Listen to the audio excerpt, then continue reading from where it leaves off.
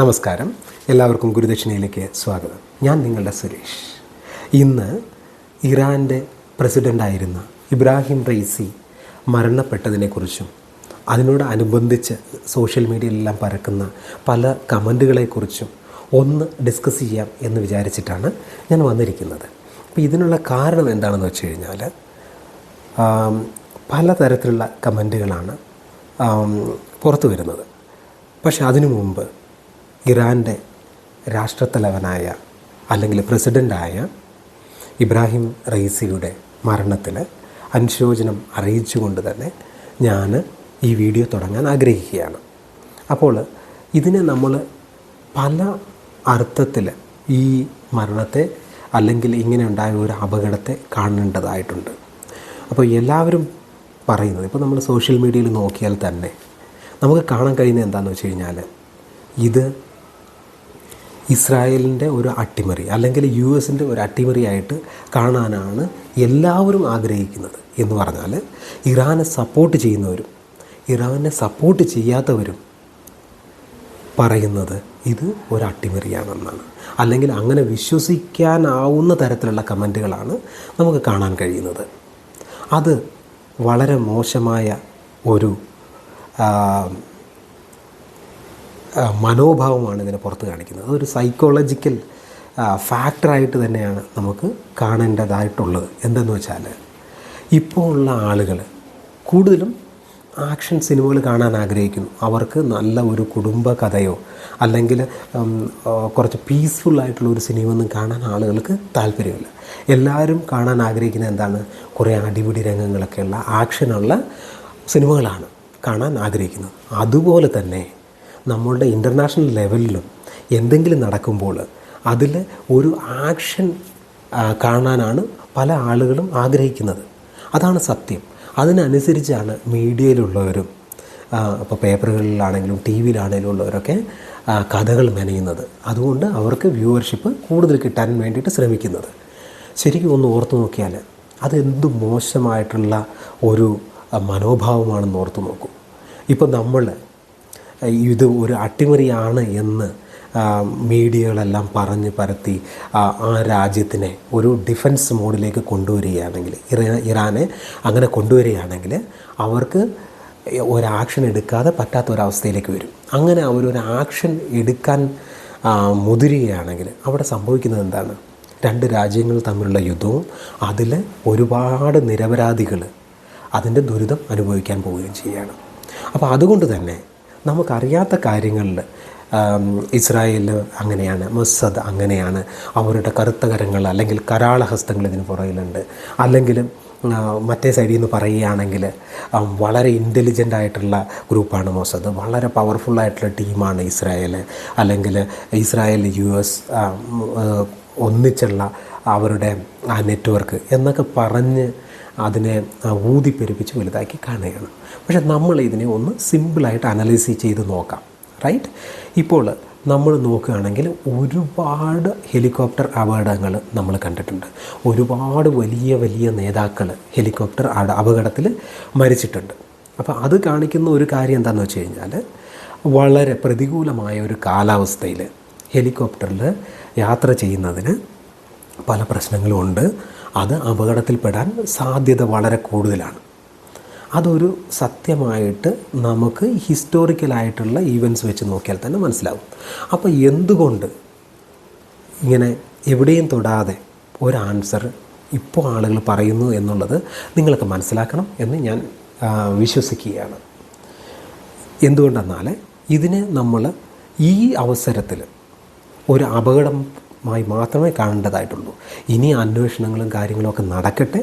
അതിനുശേഷം വേണമെങ്കിൽ, അല്ലെങ്കിൽ ആ അന്വേഷണത്തിൻ്റെ അവസാനം നമുക്ക് തീരുമാനിക്കാം അതിൽ ഇസ്രായേലിൻ്റെ കൈയുണ്ടോ അല്ലെങ്കിൽ US അതിൽ ഇടപെട്ടിട്ടുണ്ടോ എന്നുള്ള കാര്യങ്ങളൊക്കെ. അത് കഴിഞ്ഞിട്ട് തീരുമാനിച്ച് നമുക്ക് പിന്നീട് സംസാരിക്കുന്നതാണ്. ഇപ്പോൾ നമ്മൾ മനസ്സിലാക്കേണ്ട ഒരു കാര്യം എന്താണെന്ന് വെച്ച് കഴിഞ്ഞാൽ അവിടെ വളരെ പ്രതികൂലമായ കാലാവസ്ഥയായിരുന്നു. നമ്മളിപ്പോൾ വീഡിയോ ഒക്കെ കണ്ടു കഴിഞ്ഞാൽ തന്നെ വളരെ മഞ്ഞ് മൂടിയതും മഴ പെയ്യുന്നതും ആയിട്ടുള്ള സ്ഥലവും അവിടെ വളരെ വിസിബിലിറ്റി കുറവുമാണ്. ഇപ്പോൾ ഞാൻ ബാംഗ്ലൂരിൽ ആദ്യം വന്ന സമയത്ത് ഞാൻ താമസിച്ചിരുന്നത് ഒരു ചെറിയ ഞങ്ങളൊരു വീടൊക്കെ എടുത്തിട്ട് അവിടെയായിരുന്നു താമസിച്ചിരുന്നത്. അപ്പോൾ ഞങ്ങളുടെ കൂടെ വർക്ക് ചെയ്തിരുന്ന പലരും എയർക്രാഫ്റ്റ് മെയിൻ്റനൻസ് എൻജിനീയേഴ്സ് ആയിരുന്നു.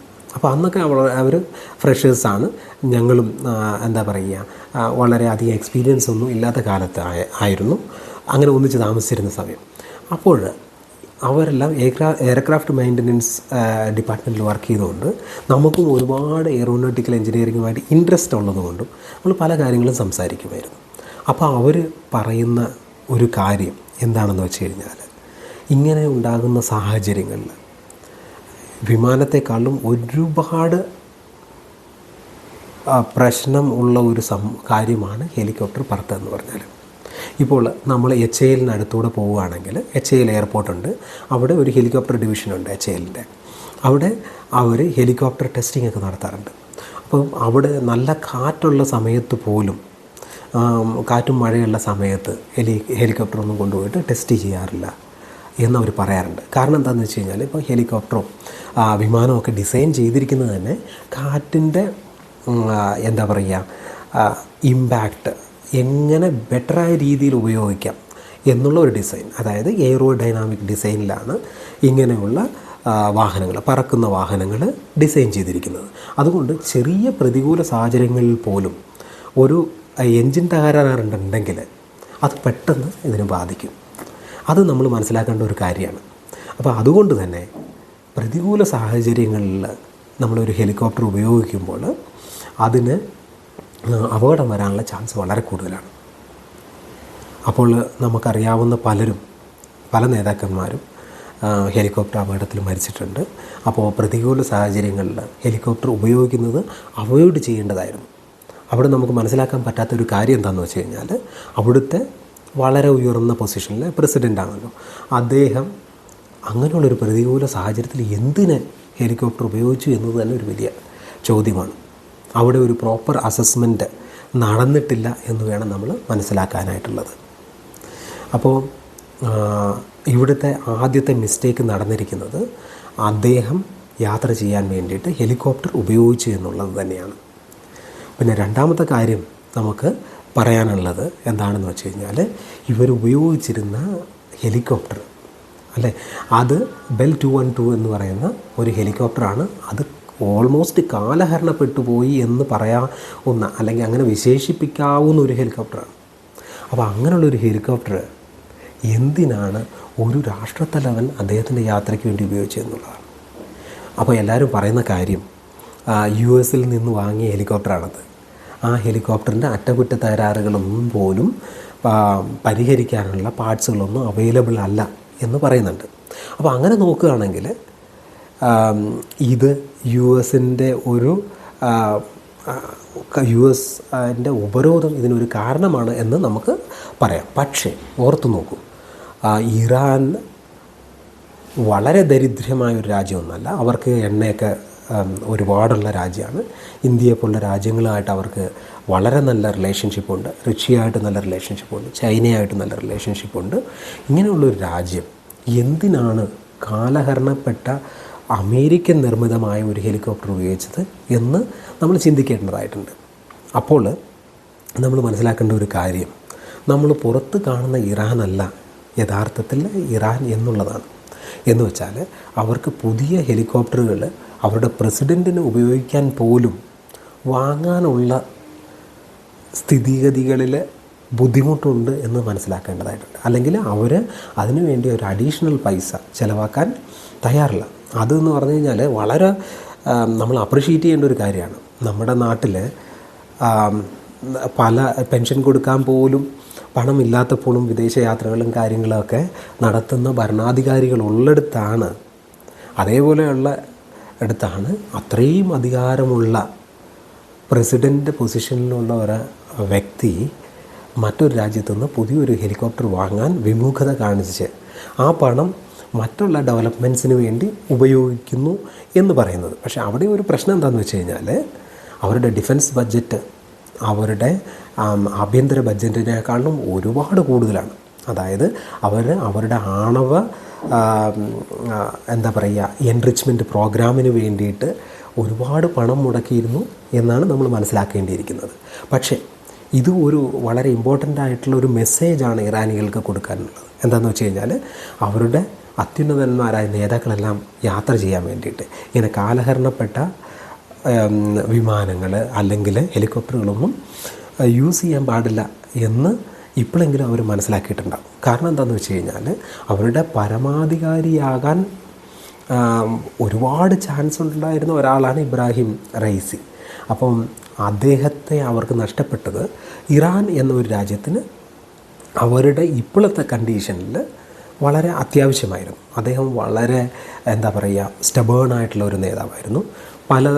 അപ്പോൾ അവരുടെ ഭരണഘടന അനുസരിച്ച് അങ്ങനത്തെ ഒരു നേതാവാണ് അവർക്ക് ആവശ്യമായി ഉണ്ടായിരുന്നത്. അപ്പോൾ അദ്ദേഹത്തെ ഇവിടെ നഷ്ടപ്പെട്ടിരിക്കുകയാണ്. ഇപ്പോൾ അവർക്ക് 2 ചലഞ്ചാണുള്ളത്. ഒന്ന്, ഉടനെ തന്നെ ഒരു ഇലക്ഷൻ നടത്തിയിട്ട് ഒരു പ്രസിഡൻറ്റിനെ കണ്ടുപിടിക്കണം. രണ്ടാമത്തെ കാര്യം, അവർക്ക് ഇനി ഒരു പരമോന്നത നേതാവിനെ ഉയർത്തിക്കൊണ്ടുവരികയും ചെയ്യണം. എന്താണെന്ന് വെച്ച് കഴിഞ്ഞാൽ ഇറാൻ്റെ ഭരണഘടന അനുസരിച്ച് പ്രസിഡൻറ്റ് ഒരു ഒരു ഡമ്മി പോസ്റ്റ് അല്ല പോലെയാണ്. അവിടുത്തെ യഥാർത്ഥ നേതാവ് അവരുടെ ആത്മീയ നേതാവാണ്. അപ്പോൾ ആ പൊസിഷനിലേക്ക് എലിവേറ്റ് ചെയ്യേണ്ട ഒരാളായിരുന്നു അദ്ദേഹത്തെയാണ് നഷ്ടപ്പെട്ടിരിക്കുന്നത്.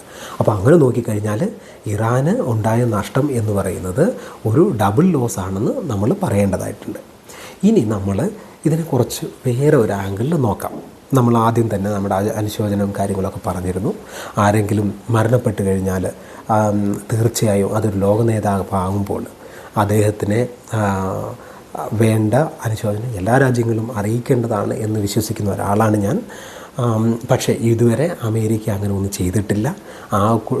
വെസ്റ്റേൺ കൺട്രികളിലും പാരീസും യൂറോപ്യൻ യൂണിയനും ഒക്കെ ചെറിയ മെസ്സേജുകൾ കൊടുത്തിട്ടുണ്ടെന്നല്ലാതെ നമുക്ക് സീരിയസ് ആയിട്ടുള്ളൊരു മെസ്സേജ് അവിടെ നിന്ന് കാണാൻ പറ്റുന്നില്ല. അതെന്താണ് കാണിക്കുന്നതെന്ന് വെച്ച് കഴിഞ്ഞാൽ ഇറാൻ്റെ ചില പ്രവർത്തനങ്ങളാണ്. റൈറ്റ്. അപ്പോൾ ഇറാൻ എന്ന് പറഞ്ഞാൽ അവിടെ ഇലക്ഷനും കാര്യങ്ങളൊക്കെ നടക്കുന്നുണ്ടെങ്കിലും ഏകാധിപത്യ രാജ്യം പോലെ തന്നെയാണ്. അവിടെ നിയമങ്ങളാണ് കൂടുതലുള്ളത്. അപ്പോൾ അതിനെ സപ്പോർട്ട് ചെയ്യുന്ന ഒരുപാട് ആളുകളുണ്ട്. പക്ഷേ നമ്മൾ ഇന്ത്യക്കാരെ സംബന്ധിച്ചിടത്തോളം നമ്മൾ ജനാധിപത്യ വിശ്വാസികളാണ്, അല്ലേ? അപ്പോൾ അങ്ങനെ വരുമ്പോൾ ജനാധിപത്യ വിശ്വാസികൾക്ക് അത്ര താല്പര്യമുള്ള ഒരു വ്യക്തിയായിരുന്നില്ല ഇബ്രാഹിം റൈസി എന്നുള്ളത് ഒരു സത്യമാണ്. ഇപ്പോൾ നമുക്ക് മീഡിയകളിലൊക്കെ കാണാൻ കഴിയുന്ന ഒരു കാര്യം എന്താണെന്ന് വെച്ച് കഴിഞ്ഞാൽ അവിടുത്തെ സ്ത്രീജനങ്ങളെ വളരെ സന്തോഷവാരാണെന്നും അവിടെ ഫയർ വർക്ക്സൊക്കെ നടത്തിയിരുന്നു എന്നുവരെ മീഡിയകളിൽ വാർത്തകൾ കാണുന്നുണ്ട്.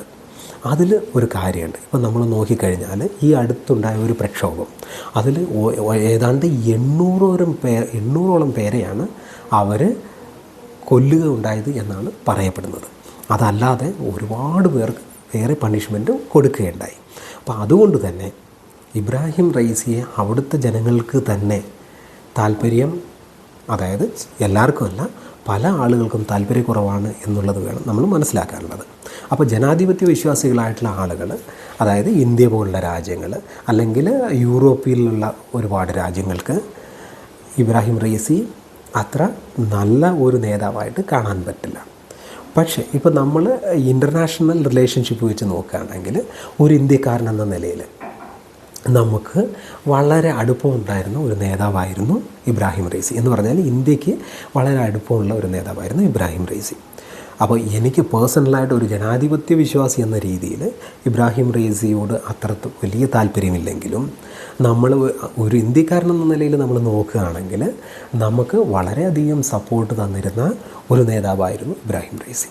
അപ്പോൾ നമുക്ക് ഇപ്പോൾ റീസെൻ്റായിട്ട് നടന്നിട്ടുള്ള ആ പോർട്ട് നമുക്ക് 10 വർഷത്തേക്ക് നമുക്ക് അതിൻ്റെ ഓപ്പറേഷൻ ലീസ് കിട്ടുകയുണ്ടായി. അതൊക്കെ ഒരു വലിയ കാര്യമാണ് ഇൻ്റർനാഷണൽ ലെവലിൽ. അത് നമ്മളെ ചൈനയെ മറികടന്നിട്ടാണ് ഇന്ത്യക്ക് ആ പോർട്ടിൻ്റെ അധികാരം തന്നിരിക്കുന്നത്, അല്ലേ? അതിനൊക്കെ വളരെ ഇമ്പോർട്ടൻ്റ് ആയിട്ടുള്ളൊരു പൊസിഷൻ, ഒരു സ്റ്റാൻഡ് ഇബ്രാഹിം റൈസിയുടെ അടുത്തുനിന്നുണ്ടായിട്ടുണ്ട്. അപ്പം നമ്മൾ ഇന്ത്യ ഗവൺമെൻറ്റിനെ വെച്ച് നോക്കുകയാണെങ്കിലും അല്ലെങ്കിൽ ഒരു ഇന്ത്യക്കാരൻ എന്ന നിലയിൽ ഇബ്രാഹിം റൈസി നമ്മളുടെ സുഹൃത്തുമായിരുന്നു.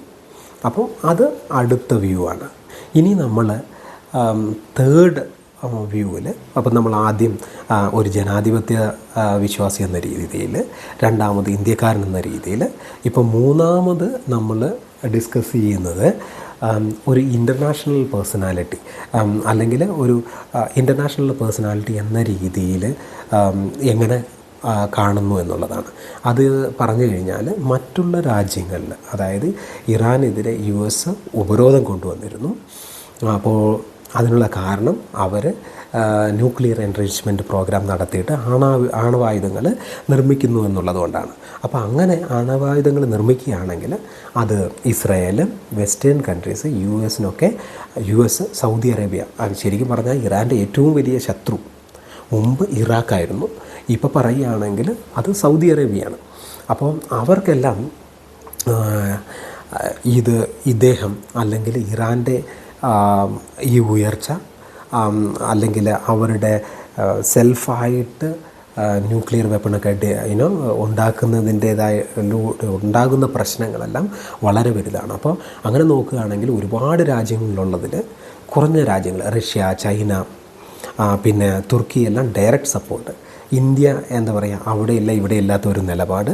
പക്ഷേ ഇന്ത്യക്ക് ഇറാനുമായിട്ട് എന്താ പറയുക, ഇറാനുമായിട്ടും ടൈപ്പ് ഉണ്ട്, അതേ സമയത്ത് ഈ US-ഉമായിട്ട് ടൈപ്പ് ഉണ്ട്, സൗദി അറേബ്യയായിട്ട് ടൈപ്പ് ഉണ്ട്, ഇസ്രായേലുമായിട്ട് ടൈപ്പ് ഉണ്ട്. അപ്പോൾ ഇന്ത്യയുടെ ഒരു നിലപാട് നമുക്ക് പറയാൻ പറ്റില്ലെങ്കിലും ഇപ്പോൾ ഉള്ള പ്രോമിനൻ്റ് ആയിട്ടുള്ള ഇൻ്റർനാഷണൽ കൺട്രീസിൽ നോക്കിക്കഴിഞ്ഞാൽ ഇറാൻ്റെ പൊസിഷൻ വളരെ സേഫ് അല്ല. അവിടെ ഉപരോധങ്ങൾ ഓൾറെഡി ഏർപ്പെടുത്തിയിട്ടുണ്ട്. അപ്പോൾ ഇബ്രാഹിം റൈസിയെ അവർ അത്ര വലിയ ഒരാളായിട്ട് കാണുന്നില്ല. ഇനിയിപ്പോൾ നമ്മൾ അടുത്ത വ്യൂ എന്താണെന്ന് വെച്ച് കഴിഞ്ഞാൽ കുറച്ച് മതവിശ്വാസങ്ങൾ ഇസ്ലാമിക് രാജ്യങ്ങളുടെ ഇടയിൽ നോക്കുകയാണെങ്കിൽ ഇറാൻ മറ്റുള്ള രാജ്യങ്ങളിലേക്കാളും മുകളിൽ നിൽക്കുന്ന ഒരു രാജ്യമായിട്ടാണ് പലരും കാണുന്നത്. ഇപ്പോൾ സൗദി അറേബ്യയാണ് അവരുടെ ലീഡറെങ്കിലും ഇറാനാണ് US-നെ എതിർത്ത് പറയാൻ താല്പര്യപ്പെടുന്നത്. അല്ലെങ്കിൽ എന്തെങ്കിലും ഒരു കാര്യങ്ങളൊക്കെ ധൈര്യമായി പറയുകയും ഉപരോധത്തെ ഏറ്റെടുത്ത് അവരുടെ രാജ്യത്തെ ആ പ്രശ്നങ്ങളിൽ കൂടെ നയിച്ച് മുമ്പോട്ട് പോകുന്നതൊക്കെ നമുക്ക് കാണാൻ കഴിയും. അപ്പോൾ തുർക്കിയെക്കാളും ബെറ്റർ പൊസിഷനിൽ നിന്നത് ഇറാനാണ്. ഇപ്പം ഒരു എന്താ പറയുക, ഇസ്ലാമിക് ചിന്താഗതിയുള്ള ഒരു വ്യൂവിൽ നോക്കിക്കഴിഞ്ഞാൽ. അപ്പോൾ അവരെ സംബന്ധിച്ചിടത്തോളം ഇത് വളരെ ഒരു വലിയ ലോസാണ്. അത് ഏറ്റവും കൂടുതൽ ഇമ്പാക്റ്റ് ഉണ്ടാക്കുന്നത് ഫലസ്തീൻ ഇഷ്യൂവിലാണ്.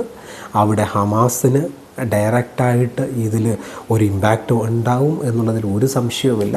കാരണം ഇബ്രാഹിം റൈസിയാണ് അന്താരാഷ്ട്ര ലെവലിൽ ഈ ഹമാസിനെ സപ്പോർട്ട് ചെയ്യുകയും ഈ ഇസ്രായേലിനെ തൂത്ത് മാറ്റും എന്നും ഒക്കെ കമൻറ്റുകൾ പറഞ്ഞിട്ടുള്ളത്.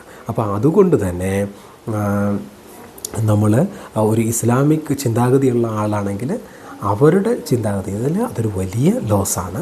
അത് ഇറാൻ നികത്താൻ വേണ്ടിയിട്ട് ഒരുപാട് കഷ്ടപ്പെടും എന്നുള്ളത് ഒരു സത്യാവസ്ഥയാണ്. ഇനിയിപ്പോൾ നമ്മൾ നോക്കുകയാണെങ്കിൽ തീവ്രവാദികളായിട്ടുള്ള ആളുകൾ, അതായത് ഹൂദീസ്, ഹിസ്ബുള്ള, പിന്നെ ഹമാസ്, ഇവരുടെ ആംഗിളിൽ നോക്കുകയാണെങ്കിൽ അതൊരു തീരാത്ത നഷ്ടമാണ്. അവരെ ഇപ്പോൾ എന്താ പറയുക, അവരുടെ കൈ കെട്ടപ്പെട്ട ഒരു നിലയാണുള്ളത്. ഇത് ഇസ്രായേലിന് ഒരു സുവർണാവസരമാണ്. അവർ ഇത് ഉപയോഗിക്കും എന്നാണ് നമുക്ക് കാണാൻ കഴിയുന്നത്. ഇപ്പോൾ ഇന്നലെ തന്നെ നോക്കിയാൽ അവർ ഒരുപാട് അറ്റാക്ക് ഹമാസിൻ്റെ ഏരിയയിൽ നടത്തിയിട്ടുണ്ട്. അതിനുള്ള കാരണം എന്താണെന്ന് വെച്ച് കഴിഞ്ഞാൽ ഈ ന്യൂസ് വളരെ ഷോക്കിംഗ് ആയിട്ടാണ് ഹമാസ് കേട്ടിട്ടുള്ളത്. ആ സമയത്ത് തന്നെ അറ്റാക്ക് ചെയ്തിരിക്കുന്നു അല്ലേ. അങ്ങനത്തെ ഒരു സിറ്റുവേഷനാണ് ഇപ്പോൾ നമുക്ക് കാണാൻ കഴിയുന്നത്. എന്താണെന്ന് പറഞ്ഞു കഴിഞ്ഞാൽ നനഞ്ഞിടം കുഴിക്കുന്ന ഒരു സിറ്റുവേഷനാണ് ഇസ്രായേലിനെ സംബന്ധിച്ചിടത്തോളം ഉള്ളത്. അപ്പം ഹമാസ്, ഹൂദീസ്, ഹിസ്ബുള്ള അവർക്കെല്ലാം ഇതൊരു വളരെ വലിയ പ്രഹരമാണ് എന്ന് വേണം നമുക്ക് പറയാനായിട്ടുള്ളത്. ഇനിയിപ്പോൾ നമ്മൾ ഇതിനെക്കുറിച്ച് മറ്റൊരു തലത്തിൽ ചിന്തിക്കുകയാണെങ്കിൽ അതാണ് ഇപ്പോൾ നമ്മൾ പറഞ്ഞ, അതായത് ആളുകൾ ഇഷ്ടപ്പെടുന്ന ആക്ഷനുമായിട്ട് ബന്ധപ്പെട്ട കാര്യം ഞാൻ ആദ്യം പറഞ്ഞത്. അതായത്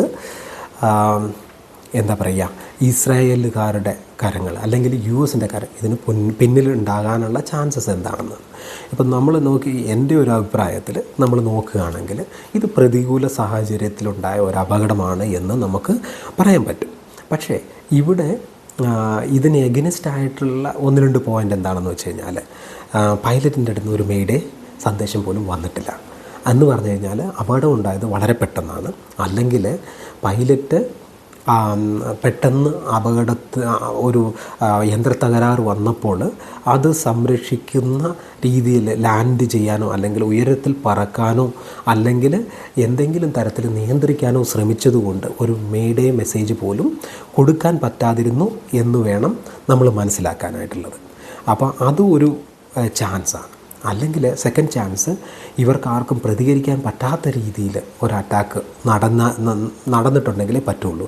പക്ഷേ അത് നമ്മൾ അല്ലെങ്കിൽ ഏജൻസികൾ കറക്റ്റായിട്ട് അന്വേഷിച്ചാൽ കണ്ടെത്താൻ കഴിയും. ഇപ്പോൾ ഒരു മിസൈലോ അല്ലെങ്കിൽ വേറെ എന്തെങ്കിലും തരത്തിലുള്ള ഒരു അറ്റാക്ക് നടന്നിട്ടുണ്ടെങ്കിൽ അത് വളരെ ഈസിയായിട്ട് ഈ സമയത്തിനുള്ളിൽ തന്നെ അതിൻ്റെ പ്രൂഫ് വന്നിരിക്കേണ്ടതാണ്. അപ്പോൾ നമ്മൾ മനസ്സിലാക്കേണ്ടത് അങ്ങനെയുള്ള ചാൻസ് വളരെ കുറവാണ്. പക്ഷേ നമ്മൾ നേരത്തെ പറഞ്ഞതുപോലെ ഇസ്രായേലിന് വളരെയധികം കപ്പാസിറ്റി ഉള്ളൊരു രാജ്യമാണ്. അവരുടെ ഇൻ്റലിജൻസ് വളരെ പവർഫുള്ളാണ്. അവർക്ക് വേണമെങ്കിൽ ഇങ്ങനെ ഒന്ന് ചെയ്യാം, പക്ഷേ അതിനുള്ള ചാൻസ് ഞാൻ കാണുന്നില്ല. ഇതെൻ്റെ പോയിൻ്റ് ഓഫ് വ്യൂ മാത്രമാണ്. അതേപോലെ തന്നെ ഇപ്പോൾ യു എസിനും ചാരക്കണ്ണുകൾ എല്ലാം ഉണ്ട്. അപ്പോൾ അതുകൊണ്ട് ഇങ്ങനെ വന്ന പ്രതികൂല സാഹചര്യങ്ങളിൽ പോലും വളരെ ഈസിയായിട്ട് ലൊക്കേറ്റ് ചെയ്യാൻ പറ്റുന്ന സാറ്റലൈറ്റുകളും അവർക്കുണ്ട്. അപ്പോൾ അങ്ങനെയുള്ള ടെക്നോളജിയൊക്കെ ഇത്രയോ ഉയർന്നു നിൽക്കുന്ന സാഹചര്യത്തിൽ ഏത് രാജ്യത്തിൻ്റെ പ്രസിഡൻറ്റിനെയോ പ്രധാനമന്ത്രിയോ ഒക്കെ വകവരുത്തണം എന്ന് യു എസ് വിചാരിക്കുകയാണെങ്കിൽ അല്ലെങ്കിൽ ഇസ്രായേൽ വിചാരിക്കുകയാണെങ്കിൽ അത് വളരെ ഈസിയാണ്. എന്താണെന്ന് വെച്ച് കഴിഞ്ഞാൽ ഇങ്ങനെയുള്ള ഇദ്ദേഹം ഒരു ഇനാഗ്രേഷന് പോയിട്ട് വരികയാണ്. അപ്പോൾ അതൊരു പബ്ലിക്കായിട്ടുള്ള ഒരു പരിപാടിയായിരുന്നു. അപ്പോൾ അതുകൊണ്ട് തന്നെ അദ്ദേഹത്തിൻ്റെ ലൊക്കേഷൻ, അദ്ദേഹം ഏത് വാഹനത്തിൽ സഞ്ചരിക്കുന്നു എന്നുള്ളതൊക്കെ അവൈലബിളാണ്. അപ്പോൾ അത് വെച്ചിട്ട് നമുക്ക് അവർക്ക് എന്തെങ്കിലും അറ്റാക്ക് ചെയ്യണമെങ്കിൽ യു എസിനോ അല്ലെങ്കിൽ ഇസ്രായേലിനോ ചെയ്യണമെങ്കിൽ വളരെ ഈസി ആയിട്ടുള്ള ഒരു ടാസ്ക്കാണ്. പക്ഷേ അതിനുള്ള ചാൻസ് വളരെ കുറവായിട്ടാണ് ഞാൻ കാണുന്നത്. ഇപ്പോൾ നമ്മൾ നോക്കുകയാണെങ്കിൽ യു എസിൽ നിന്ന് അനുശോചനങ്ങളൊന്നും വന്നിട്ടില്ല. കാരണം അവർക്ക് സ്വാഭാവികമായിട്ടും ഇറാനോട് താല്പര്യം കുറവാണ്. അതുകൊണ്ട് തന്നെയാണ്. ഇനി മറ്റൊരു കാര്യം നമ്മൾ നോക്കുകയാണെങ്കിൽ ഇസ്രായേൽ പറഞ്ഞിട്ടുണ്ട്, ഞങ്ങൾക്ക് ഇതിൽ പങ്കില്ല. അങ്ങനെ അവർ ഓപ്പണായിട്ട് പറയണമെങ്കിൽ അതിൽ പങ്കുണ്ട് എന്ന് നമ്മൾ വിശ്വസിക്കേണ്ടതായിട്ടില്ല എന്ന് ഞാൻ കരുതുന്നു. മറ്റുള്ള പോയിൻ്റ് ഓഫ് വ്യൂ ഒക്കെ ഉണ്ടാകാം. എന്തൊക്കെയാണെങ്കിലും ഒരു 99% ചാൻസ് ഇത് ഒരു പ്രതികൂല സാഹചര്യത്തിൽ ഹെലികോപ്റ്ററിൽ യാത്ര ചെയ്തതിനാലുണ്ടായ ഒരു പ്രശ്നമാണ്. രണ്ടാമത്തെ കാര്യം എന്ന് പറഞ്ഞു കഴിഞ്ഞാൽ ഒരു പക്ഷേ നല്ലതല്ലാത്ത ഒരു ഹെലികോപ്റ്റർ, അതായത് ഒരു കാലഹരണപ്പെട്ട ടെക്നോളജി ഉള്ള ഒരു ഹെലികോപ്റ്റർ അല്ലെങ്കിൽ അതിന് മെയിൻ്റനൻസ് പ്രോപ്പറായിട്ട് ചെയ്യാത്ത ഒരു ഹെലികോപ്റ്റർ യൂസ് ചെയ്തത് ഉണ്ടായിട്ടുള്ള ഒരു അപകടമാണ്. അതുകൊണ്ട് തന്നെ ആയിരിക്കാം ഇറാൻ അതിനെക്കുറിച്ച് അധികമൊന്നും പറയുന്നില്ല. കാരണം അവർക്കൊരു ഹെലികോപ്റ്റർ പോലും ഇല്ല എന്ന് പറയുന്നത് ഇൻ്റർനാഷണൽ ലെവലിൽ അവർക്ക് മോശം ആയിട്ടുള്ള ഒരു ഇമേജാണ് കാണിക്കുന്നത്. ഇപ്പം നമ്മൾ നോക്കുകയാണെങ്കിൽ പണ്ടുള്ള ഇറാനിയൻ മൂവീസ്, ഒരു 90s മുമ്പുള്ള ഇറാനിയൻ മൂവീസൊക്കെ കണ്ടു കഴിഞ്ഞാൽ അമേസിങ് മൂവീസ് ആണ് ഇറാനിൽ നിന്ന് വരാറുള്ളത്.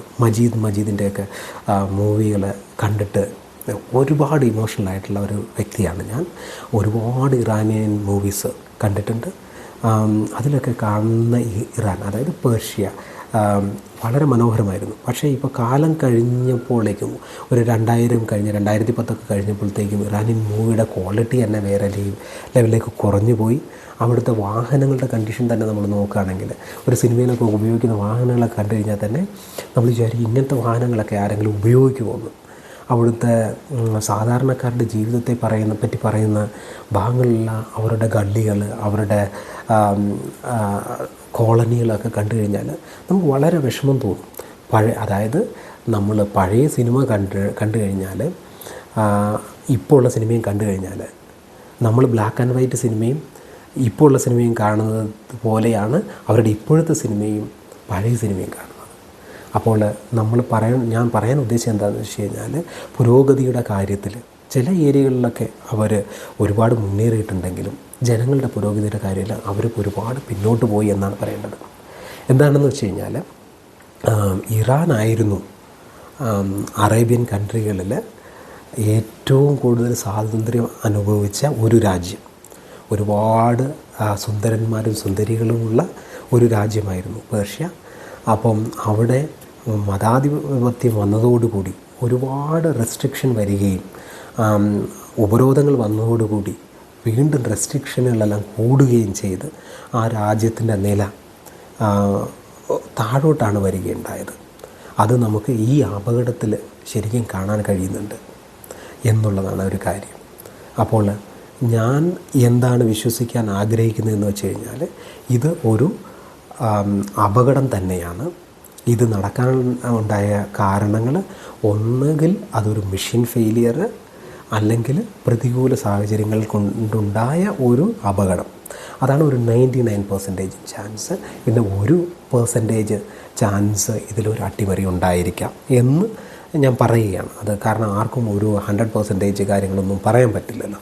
പക്ഷേ ഇപ്പോൾ അറിയുന്ന ഇൻഫർമേഷൻ വെച്ചിട്ട് നമ്മൾ പറയുകയാണെങ്കിൽ ഇത് ഒരു അപകടം തന്നെയാണ്. ഇതിലേക്ക് അനാവശ്യമായിട്ടുള്ള അട്ടിമറിയെ ആയിട്ട് ബന്ധപ്പെട്ട കാര്യങ്ങളൊക്കെ വലിച്ചെഴിച്ച് ജനങ്ങളുടെ മനസ്സിലേക്ക് വിദ്വേഷം കൊണ്ടുവരുന്നതിലും നല്ലത് അങ്ങനെയല്ല എന്ന് വിശ്വസിക്കുന്നതാണ്. ഇത്രയും പറഞ്ഞുകൊണ്ട് ഞാൻ ഈ വീഡിയോ ഇവിടെ അവസാനിപ്പിക്കുകയാണ്. Thanks for watching. Bye bye.